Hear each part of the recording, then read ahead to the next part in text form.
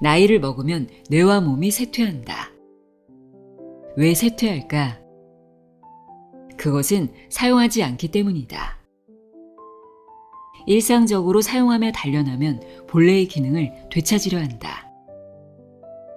우리 뇌와 몸은 몇 살이 되어도 단련할 수 있으므로 하면 할수록 호응해 줄 것이다.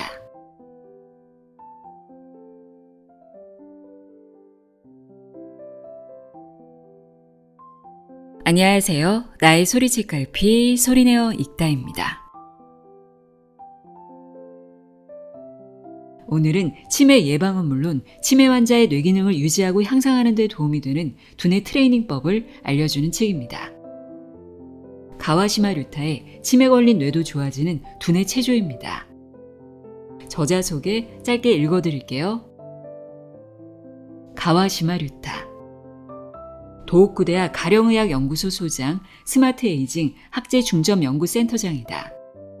스웨덴 왕립 캐롤린스카 연구소 개건연구원, 도호쿠대학교 미래과학기술공동연구센터 소장을 역임했다. 뇌의 어느 부분에 어떤 기능이 있는지 연구하는 브레인 이미징 연구 분야에서 학계 1인자로 손꼽히고 있다. 인간의 뇌활동 원리를 연구하는 뇌기능 영상학 연구의 선구자이며 뇌기능 개발 연구의 1인자이다. 우리는 나이를 먹을수록 기억력이 떨어지는 것이 당연하다고 생각하는데요. 혹시 그 이유가 나이 때문이 아니라 그 전보다 사용하지 않기 때문이라고 생각해 본 적은 없으신가요? 저자는 뇌의 기능이 쇠퇴하는 것은 사용하지 않기 때문이라고 말합니다. 몸 건강을 위해 운동도 하고 여러 관리를 하듯이 뇌도 일상적으로 사용하며 단련하면 본래의 기능을 되찾으려 한다고 하는데요. 특히 요즘 암보다 더 무서운 병으로 인식하고 있는 치매의 경우도 뇌를 많이 사용하면 할수록 치매를 개선하고 예방하는 데 큰 도움이 된다고 주장합니다. 저자는 아주 간단하면서도 확실한 치매 예방과 치료에 도움이 되는 두뇌 체조법을 제시하는데요. 하루에 10분 정도만 시간을 들이면 되는 두뇌 트레이닝법입니다. 두뇌 체조가 효과가 있으려면 틀려도 좋으니까 무조건 빨리 한다, 매일 한다만 지키면 된다고 합니다. 기억력이 떨어지는 것을 단순히 나이 탓만 하며 방관하기보다 두뇌 체조로 뇌를 단련시켜 보시길 바랍니다.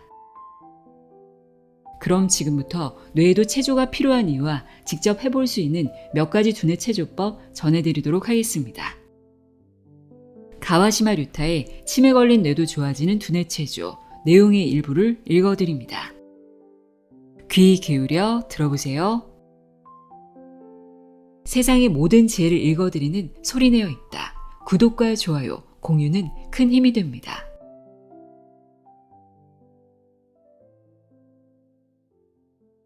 서문. 학습이 뇌의 기적을 일으켰다.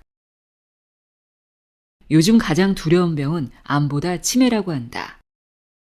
치매 또는 인지증이라고 불리는 이 병은 뇌세포가 죽거나 활동이 둔화하여 발생한다. 이 병에 걸리면 조금 전에 한 자신의 행동을 깜빡하는 것에서 시작하여 판단, 감정 표현, 시간 관리가 점차 힘들어지고 자기 주변의 현실을 점점 인식하지 못하게 된다. 왜 많은 사람이 치매에 걸릴까봐 두려워할까? 초기 단계에 발견되어도 완치할 치료법이 없는 걸리면 끝인 병으로 인식했기 때문이다. 그런데 인식했다니 과거형 문장이다. 하지만 오타가 아니다. 최근 약을 사용하지 않고도 치매 증상을 극적으로 개선하는 비약물요법이 등장하여 치매 환자와 가족에게 희망을 안겨주었다. 비약물요법이라고 불리는 몇 가지 방법 중에서도 우리가 하는 것이 학습요법이다. 학습요법은 도호쿠대학 가령의학연구소 소장이자 두뇌 트레이닝으로 잘 알려진 나와 구몬교육연구회 학습요법센터가 공동 개발하여 2001년부터 시행했다. 2011년에는 미국에서도 실증 시험을 시행하여 학습하는 환자의 인종과 언어와 상관없이 동일한 개선 효과가 있다는 것도 증명되었다. 현재 하루 15,000명 이상이 학습요법을 실천하며 고맙게도 세계의 주목을 받고 있다. 약보다 뛰어난 학습요법의 놀라운 효과. 그러면 증상 진행을 약으로 늦출 수밖에 없다고 인식되었던 치매에 약을 사용하지 않는 학습요법이 실제로 어떤 효과를 발휘했을까? 가족의 얼굴을 제대로 인식할 수 있게 되었다. 무표정이었던 사람이 미소 지을 수 있게 되었다. 기저귀를 차던 사람이 스스로 화장실에 갈 수 있게 되었다. 남에게 관심을 보이지 않던 사람이 주위 사람에게 먼저 말을 걸게 되었다. 남의 도움을 받지 않고 혼자서 옷을 갈아입을 수 있게 되었다. 어제는 서점에 가서 잡지를 샀다는 식으로 시간과 장소를 기억하게 되었다.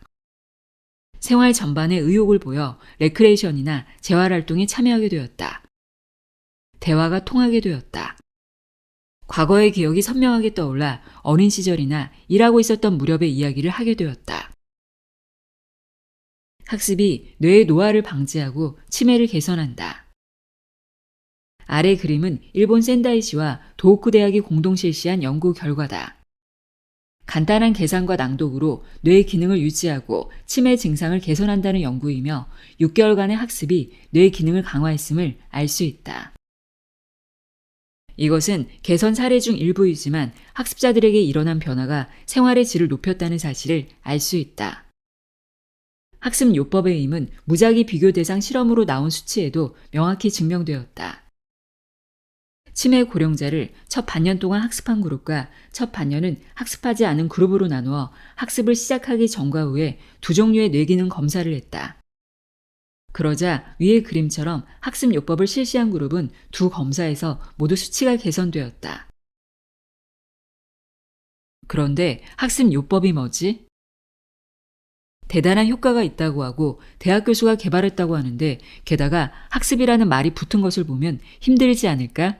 이렇게 생각하지 않는가? 하지만 잠깐만. 뇌과학 연구에 따르면 뇌는 힘들고 어려운 작업을 해도 별로 반응하지 않는다. 그러므로 학습요법은 오히려 단순 작업을 반복하는 것으로 이루어진다. 예를 들어 8 더하기 1이나 5 빼기 2와 같은 한자릿수 연산이나 코끼리, 너구리, 꽃, 바람과 같은 간단한 글자를 소리내어 말하거나 받아 쓴다. 다른 사람과 함께 할 수도 있고 집에서 혼자 할 수도 있다.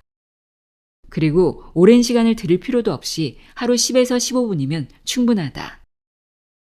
생각보다 훨씬 쉽고 시간도 걸리지 않아서 금방 끝난다.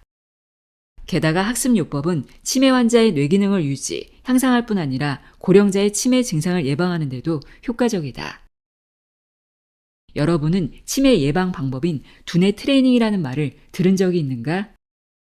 뇌를 단련하는 트레이닝의 약칭이다. 여러분 중에도 손자의 성화에 못 이겨 게임기를 샀거나 한번 해볼까 하고 연산 문제집을 산 적이 있는 사람이 있지 않을까? 학습 요법의 이론은 실은 두뇌 트레이닝 이론과 완전히 일치한다. 숫자나 글자 같은 기호를 사용하여 뇌가 최대한 빨리 정보를 처리하게 함으로써 뇌를 단련하고 그 과정을 매일 반복하여 뇌기능 저하를 방지한다. 운동을 하지 않으면 몸이 점점 쇠약해지기 마련이다.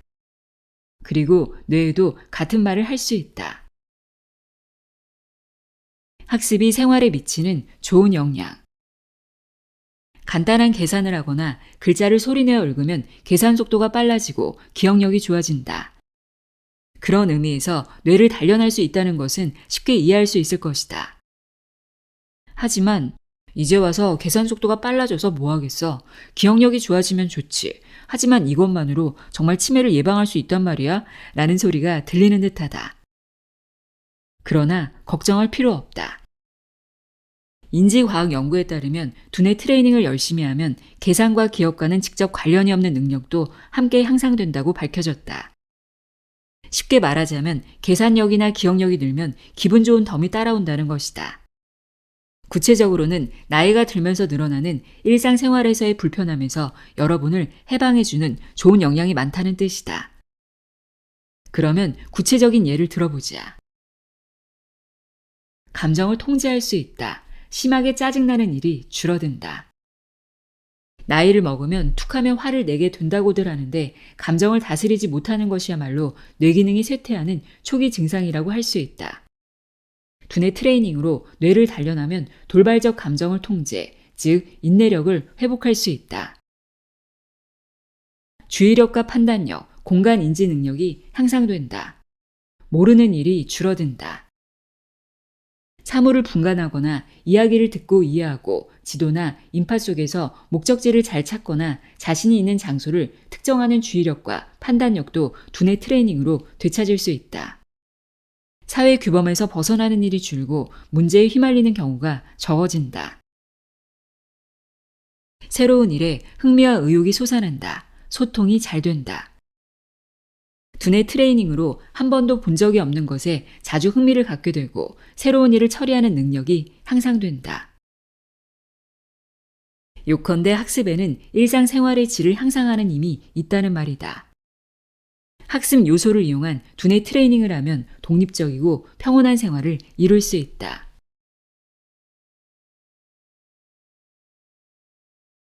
뇌에도 체조가 필요한 이유. 뇌가 쇠퇴한다는 건 어떤 것일까? 뇌에는 많은 기능이 있다. 어떤 일을 기억하고 소리를 듣고 이야기하고 주의를 기울이고 분석하고 더위와 추위를 느끼고 몸을 움직이는 등 의식 무의식과 상관없이 인간이 살아가는 데 필요한 모든 일의 사령탑 노릇을 하는 것이 뇌다. 뇌의 구조도 무척 복잡하다. 여러분의 이해를 돕기 위해 뇌를 컴퓨터로 바꿔서 생각해보자. 일반적으로 성능이 뛰어난 컴퓨터에는 두 가지 공통점이 있다. 하나는 계산 속도가 빠른 것, 또 하나는 작업 영역이 크다는 것이다. 계산은 정보 처리라는 말로 바꾸어 말할 수 있다. 외부에서 입력된 정보를 뇌에서 신속하게 대처하는 힘이다. 작업 영역이라는 말이 잘 와닿지 않는 사람은 정보를 처리하기 위한 작업 책상이라고 생각해보자. 우리 뇌에 대해서도 똑같은 말을 할 수 있다. 계산 속도가 빠르고 막힘없이 작업하는 뇌가 뛰어난 뇌, 즉 쇠퇴하지 않는 뇌라는 말이다. 젊었을 때는 모두 넓은 작업 책상을 갖고 있으므로 필요한 자료들을 늘어놓고 마음껏 작업할 수 있다.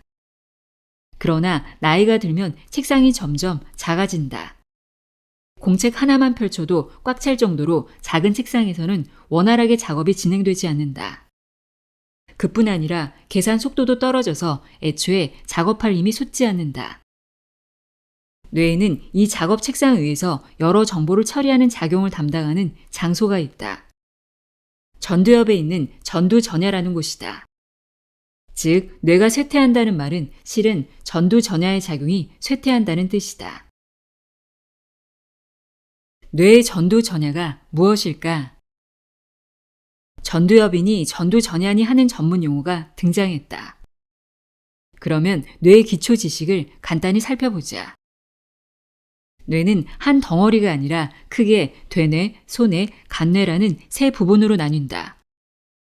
여기서 뇌 전체의 약 80%의 무게를 차지하는 것이 대뇌다. 대뇌는 전두엽, 두정엽, 측두엽, 후두엽이라는 네 영역으로 구분되며 각각 다른 역할을 한다. 그 가운데 전두엽의 대부분을 차지하는 것이 전두전야다. 그림을 보면 알겠지만 전두전야 영역은 다른 부위보다 상당히 크다. 크기와 역할의 중요도는 비례하므로 전두전야가 인간이 인간답게 사는데 필요한 차원이 높은 기능을 맡고 있음을 알 수 있다. 생각한다. 충동적인 행동을 참는다. 충동적인 감정을 참는다. 사람과 대화한다. 새로운 것을 기억하거나 옛날 일을 떠올린다. 의식과 주의를 집중한다. 의식과 주의를 분산한다. 의욕을 낸다. 전두전야가 쇠퇴하는 것은 위의 작용이 전부 쇠퇴한다는 뜻이다. 그러면 생각하는 힘이 약해지고 충동을 억제하지 못해 큰 문제로 키우거나 남과 소통하기 귀찮아지는 등 이른바 노화 현상이 나타난다. 왜 쇠퇴할까? 사용하지 않으니까. 나이를 먹어서 쇠퇴한다는 말을 들으면 보통 뇌보다는 몸을 먼저 떠올린다. 몸이 쇠퇴하는 원인은 근육과 뼈의 양이 감소해서이기도 하지만 그보다 더 큰 요인은 사회활동에 적극적으로 참여하지 않기 때문이라고 추정된다. 쉽게 말하자면 운동량 저하다. 도호쿠 대학은 고령자를 대상으로 한 간병시설의 구조와 누워서 일어나지 못하는 증상과의 상관관계를 조사한 적이 있다. 그 자료에 따르면 개인 병실에 화장실이 있는 등 환자에게 부담을 주지 않고 편리한 시설일수록 누워서 지내는 환자가 많았다. 그 반면 방 밖에 공동 화장실이 있는 등 환자에게 약간의 부담을 주는 시설일수록 누워서 지내는 환자의 수가 적다는 사실을 알 수 있다. 일상생활에서 몸을 움직이는 것이 얼마나 중요한지 대단히 잘 알 수 있는 결과다. 나는 뇌도 그렇지 않을까 생각한다. 몸과 달리 뇌는 눈에 보이지 않으므로 어떤 순간에 어디를 사용하는지 의식할 수는 없다. 또한 MRI를 이용하여 뇌 활동을 측정하는 기능적 자기공명 영상과 뇌 혈류를 측정하는 근적의 분광 분석법을 통해 어떤 활동을 할 때 전두 전야가 활성화되는지 조사했다. 그 결과 간단한 계산을 할 때와 낭독을 할 때, 타인과 소통할 때 전두 전야가 활성화된다는 사실을 알았다. 한편 TV나 인터넷을 접할 때는 뇌가 거의 활성화되지 않는 것도 밝혀졌다. 고령자는 인터넷보다 TV를 시청하는 사람이 더 많겠지만 TV 시청 시간이 길수록 치매에 쉽게 걸린다는 논문도 나와 있다. 사용하지 않으면 잃는다는 말이 있다. 지금 말하고 싶은 것은 바로 이것이다. 몸도 뇌도 사용하지 않기 때문에 쇠퇴하는 것이다. 사용하지 않으니까 쇠퇴한다. 그렇다면 적극적으로 사용하여 쇠퇴 증상에 제동을 걸어야 한다. 참고로 몸을 움직이는 것은 뇌에도 좋은 영향을 준다. 70에서 89세의 건강한 고령자에게 주 150분 이상 걷기를 1년간 하게 했더니 아무것도 하지 않은 그룹보다 걷기를 계속한 그룹의 뇌 기능이 높은 경향을 보였다는 실험 결과도 있다. 걷기라는 유산소 운동을 하면 뇌 활동을 지지하는 대표적인 영양분인 뇌유래 신경 영양인자 BDNF의 양이 증가해 신경세포 발생과 성장, 유지 및 재생이 촉진되기 때문이다. 몸을 위해서도 뇌를 위해서도 체조가 필수적이라는 뜻이다. 뇌과학으로 밝혀졌다. 이렇게 하면 뇌가 단련된다. 자, 이제 숫자와 글자라는 기호를 처리하는 것이 전두 전야를 가장 활성화한다는 것을 알았다. 난해한 수학을 풀거나 어려운 한자를 쓸 필요는 없다. 오히려 간단할수록 효과적이라는 사실도 알았다. 그런데 오해하지 않기를 바라는데 활성화란 뇌를 단련하는 첫걸음일 뿐이다. 운동에 비유하면 혈액순환을 촉진하여 체온을 높여서 몸을 풀어주는 준비 운동이다. 준비 체조만 아무리 열심히 해도 경기 성적이 오르지 않는 것처럼 계산이나 낭독을 그저 반복하기만 해서는 뇌가 단련되지 않는다. 그렇지만 활성화 과정 없이 뇌를 단련하는 것은 불가능하므로 소홀해선 안 된다. 긴 시간 사용되지 않고 휴면 상태에 들어갔던 전두 전야를 준비 체조로 눈을 뜨게 한 다음부터가 진짜 두뇌 체조이다. 활성화한 상태에서 회전 속도를 높이고 작업 영역을 넓히는 것, 이 두 방향으로 뇌를 단련해야 비로소 뇌의 전두 전야의 체적을 증대할 수 있다. 뇌를 단련시키는 두 가지 체조. 앞서 진짜 두뇌 체조는 활성화한 상태에서 회전 속도를 높이고 작업 영역을 넓히는 것이라고 했다. 활성화는 숫자와 글자 등의 기호를 처리할 때 일어난다. 그러면 회전 속도를 높이고 작업 영역을 넓히기 위해 무엇을 해야 할까? 먼저 회전 속도를 높이려면 숫자나 글자 등의 기호를 최대한 빨리 처리하자. 예를 들어 2 더하기 7, 9 빼기 4, 1 더하기 4와 같은 계산을 되도록 빨리 푼다. 또는 여기 쓰여있는 문장을 되도록 빨리 읽어나간다. 이처럼 최대한 빨리를 의식하며 두뇌 트레이닝을 하면 뇌의 회전 속도를 높일 수 있다. 다음으로 작업 영역을 넓히려면 숫자나 글자 등의 기호를 일시적으로 기억하는 작업을 반복하자. 예를 들어 원숭이, 소, 호랑이처럼 다른 동물의 이름을 순서대로 기억하여 암송한다. 그리고 기억한 순서와 반대 순으로 암송한다. 이렇게 일시적으로 기억하는 것에 특화한 두뇌 트레이닝을 통해 뇌의 작업 영역을 넓힐 수 있다. 이 두 방법은 다음 장부터 좀 더 자세히 설명하겠지만 두 가지 체조가 두뇌 트레이닝의 진수라 할 수 있다. 전두 전야를 활성화한 상태에서 속도와 기억을 단련해야 뇌의 체적이 증가한다. 즉, 뇌가 새롭게 탄생하는 것이다. 틀려도 괜찮다. 무조건 빨리, 끝까지 한다. 최선을 다해 문제를 푼다고 하면 어떤 사람은 틀리지 않게 풀어야 한다는 뜻으로 받아들인다. 물론 계산 문제를 풀다 보면 정답을 많이 맞히는 것이 성취감도 들고 자신의 뇌가 아직 쓸만하다고 느낄 것이다. 그러나 이 책은 뇌 본래의 기능을 되찾기 위한 트레이닝 책이지 순수한 계산 능력을 키우기 위한 책이 아니다. 트레이닝 결과 계산 능력도 높아진다는 측면은 있지만 그것이 첫 번째 목적은 아니다. 어려운 문제를 천천히 깊이 생각하며 풀어도 그렇게 해서 정답을 맞췄다 해도 그것이 치매를 예방하는 두뇌 트레이닝이 되진 않는다. 의외일지 모르지만 어려운 일에 도전하여 힘겹게 달성하기보다는 쉬운 일을 빨리 처리하는 것이 뇌에 좋은 영향을 준다. 여기서 중요한 것은 뇌가 지금보다 잘 작동하도록 하는 것이다. 막말로 계산 결과 따위는 아무래도 좋다.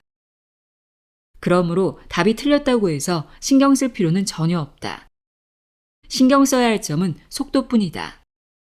무조건 빨리 푸는 것만 생각하며 문제를 풀자. 계산 문제는 물론 어떤 것을 기억한 뒤에 암송하는 문제도 최대한 빨리, 무조건 빨리에 집중하자. 기억 문제는 되도록 많이 머릿속에 정보를 저장할 수 있도록 노력하자. 둘 다 핵심은 포기하지 않고 끝까지 하는 것이다. 다시 한번 말하겠다. 정답을 맞히는 것이 아니라 모든 문제를 골똘히 생각하지 않고 재빨리 푸는 것이 중요하다. 두뇌 체조를 효과적으로 하는 법.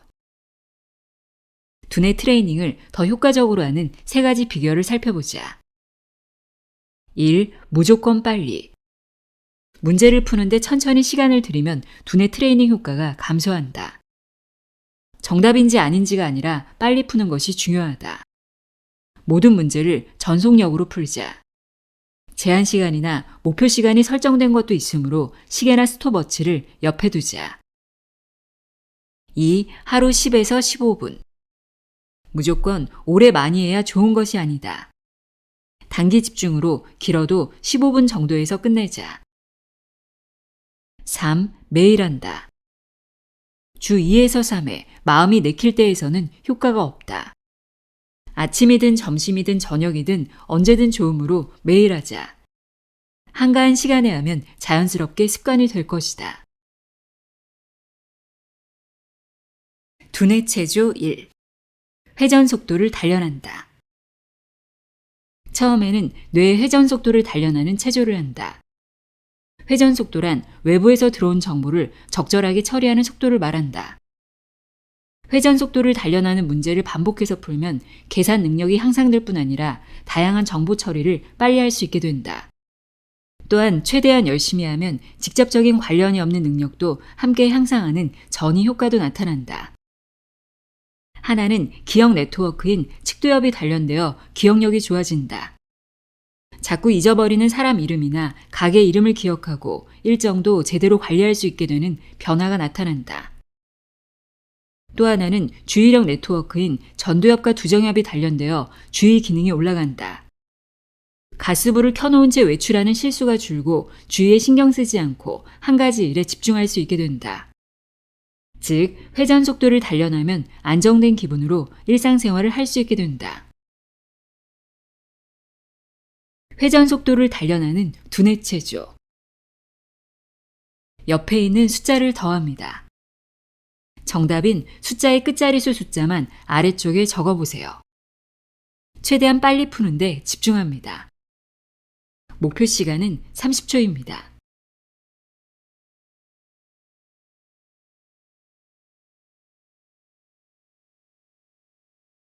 회전 속도를 단련하는 두뇌 체조.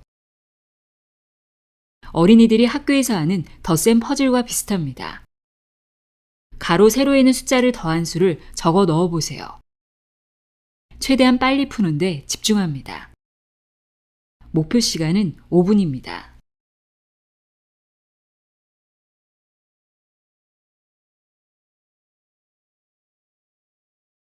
회전 속도를 단련하는 두뇌 체조. 어린이들이 학교에서 하는 뺄셈 퍼즐과 비슷합니다. 가로 숫자에서 세로 숫자를 뺀 수를 적어 넣어 보세요. 최대한 빨리 푸는데 집중합니다. 목표 시간은 5분입니다.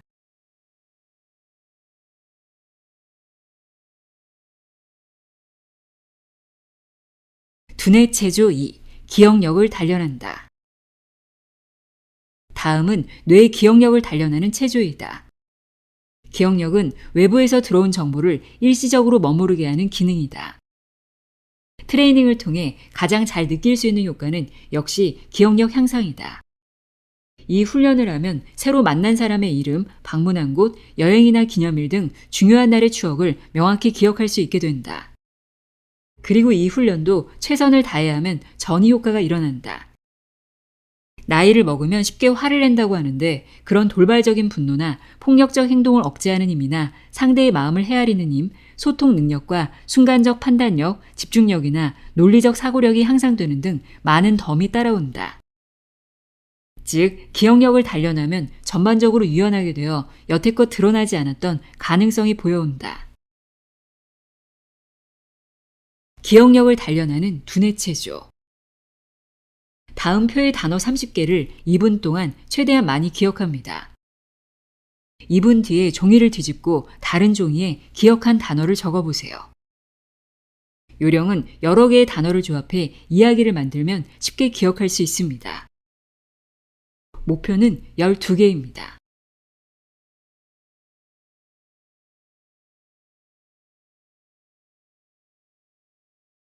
기억력을 단련하는 두뇌 체조입니다. 1에서 7번까지는 다른 생물명이 쓰여 있습니다. 순서대로 낭독하고 암송을 합니다. 암송할 때는 책을 덮거나 종이를 가리고 하세요. 1번을 암송한 다음에는 2번, 2번을 암송한 다음에는 3번의 순으로 진행합니다. 목표는 6번까지입니다.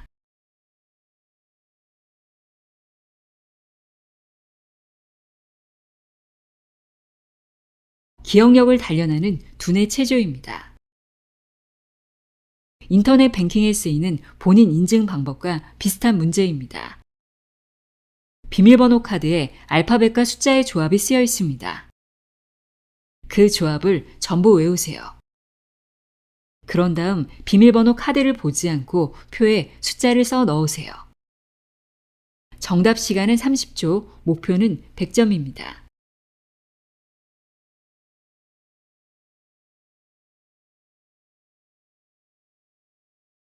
두뇌 체조 3. 행동 제어.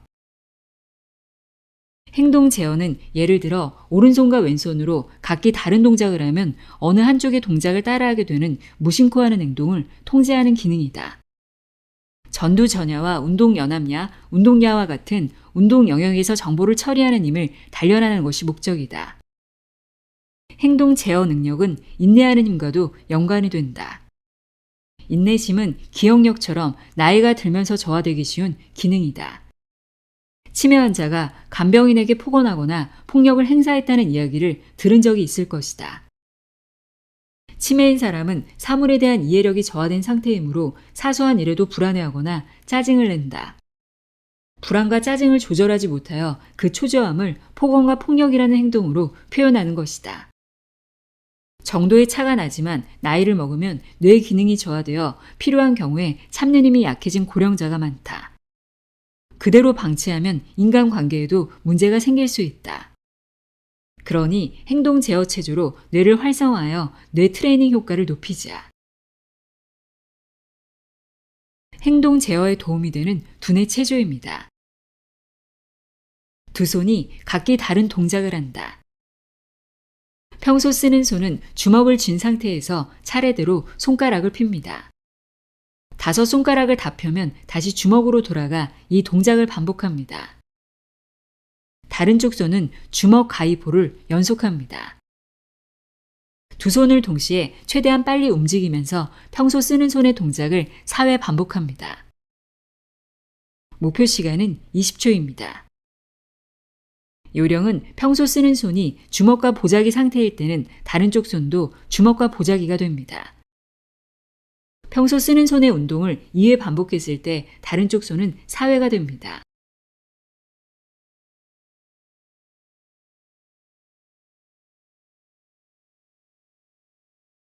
행동 제어에 도움이 되는 두뇌 체조입니다. 두 손이 각기 다른 동작을 합니다. 평소 잘 쓰는 손의 검지로 자기 얼굴에 이마, 턱, 오른쪽 귀, 왼쪽 귀 순으로 만지는 동작을 반복합니다. 다른 쪽 손으로는 보, 가위, 바위를 반복합니다. 일단 각 동작을 잘할 수 있도록 따로 연습해 보세요. 동작이 익숙해지면 이제 두 손을 동시에 움직입니다. 평소 잘 쓰는 손의 동작을 최대한 빨리 4번 합니다. 목표 시간은 20초입니다. 요령은 평소 잘 쓰는 손이 4회 반복했을 때 다른 쪽 손은 5회째를 하고 있습니다. 평소 잘 쓰는 손이 3회째를 시작할 때 다른 쪽 손은 주먹을 하고 있습니다.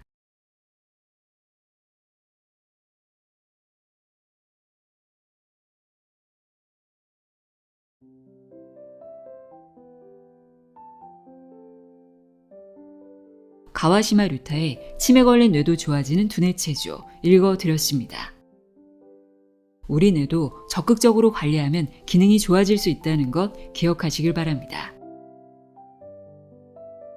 오늘도 함께해 주셔서 고맙습니다.